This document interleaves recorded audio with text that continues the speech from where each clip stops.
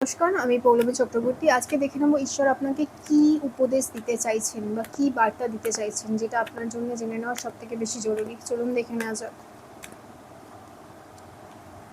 ঈশ্বর আপনাকে বলতে চাইছেন যে আপনার অতীতে যেটা হয়েছে, ঠিক আছে, বা বর্তমানে যেটা চলছে, সেটা কিন্তু আপনার জন্য ভালো নয় বা ভালো হচ্ছে না আপনার সাথে। যদি এমন কোনো পরিস্থিতি থাকেন যেখানে আপনি ভালো নেই বা ভালো হচ্ছে না আপনার সাথে, সেই পরিস্থিতি থেকে বেরিয়ে আসুন।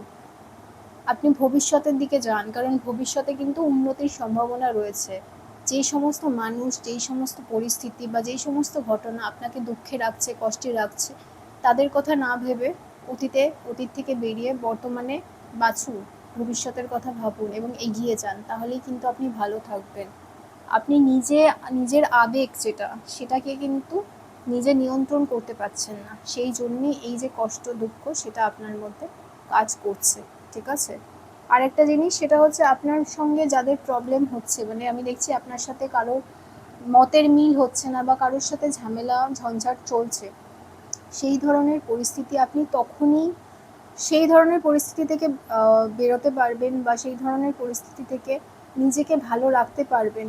সেখান থেকে বেরিয়ে তার একটাই উপায়, সেটা হচ্ছে আপনাকে সেই মানুষগুলোর সাথে কথা বলা বা সেই মানুষগুলোর সাথে যোগাযোগ রাখা কিন্তু বন্ধ করতে হবে। তবেই আপনি আর তাদের ব্যাপারে ভাববেন না বা ভেবে কষ্ট পাবেন না। সেটাই কিন্তু একমাত্র উপায়। আর কি, আর হচ্ছে আপনার যে গোল রয়েছে, মানে আপনার যে লক্ষ্য রয়েছে জীবনে, আপনার তো নিজস্ব কাজ রয়েছে, নিজস্ব লক্ষ্য রয়েছে জীবনে। আপনি সেই দিকে আপনি কনসেন্ট্রেট করুন, সেই দিকে আপনি নিজের মনোযোগ দিন। কারণ কে কি বললো, কার সাথে কি ঝামেলা হলো, সেই সমস্ত নিয়ে মাথা ঘামিয়ে সময় নষ্ট ছাড়া কষ্ট আর কিছু নেই। সময় নষ্ট এবং কষ্ট পাওয়া, এর বাইরে কিন্তু আর কিছু নেই আমি যেটা দেখছি, ঠিক আছে। তো সেই জন্য আপনি নিজের লক্ষ্য পূরণ বা নিজের ইচ্ছা পূরণের জন্য আমি বলবো আপনি সামনের দিকে এগিয়ে যান, অনেক ভালো থাকবেন এবং আগামীকালে আপনার জন্য অনেক ভালো সময় অপেক্ষা করে আছেন, ঠিক আছে। যত আপনি অতীত নিয়ে ভাববেন, যত আমি এই ধরনের কথাবার্তা মাথায় রাখবেন, তত কিন্তু আপনার কষ্ট বাড়বে, দুঃখ বাড়বে। এটাই হচ্ছে মেন আমি দেখছি মেসেজ। আর কি আমি দেখছি অনেক কিছু চলছে আন্ডার দ্য সারফেস, অনেক কিছু চলছে আপনার সাবকনশিয়াস মাইন্ডে। প্রচুর কষ্ট, প্রচুর দুঃখ, প্রচুর ইনসিকিউরিটি কাজ করছে অনেক মানুষের মধ্যে, ঠিক আছে।